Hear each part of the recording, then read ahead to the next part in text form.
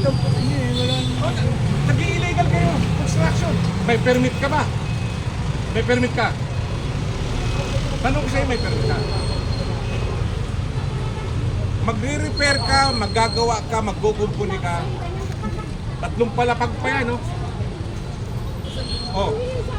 Tama? Pakita ko maya-maya. Kunin mo pangalan nito. Hindi nga ikaw may-ari, pero ikaw ang nag-ano dito, foreman. Tama? Ilabas mo. Wala nga, sir. Iyan mo sa siyempre. Baka doon sa barangay.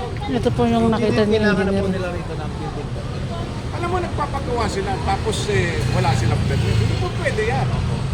Tapos, yan may nadudulot na ano.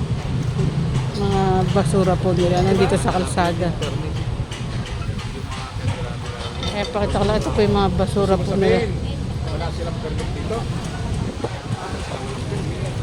Hindi sa kanila ito. Ayun, may tama nga rin si engineer. Kung ano, hindi rin sa kanila. Kung ano, wala silang permit. Ayun, hanggang third floor nga, sabi ni engineer. Sabi niya, hindi niya. At then, ni The Big O, Sir Omeng. Ito po, regarding po kay Sir na kukunin yung pangalan niya po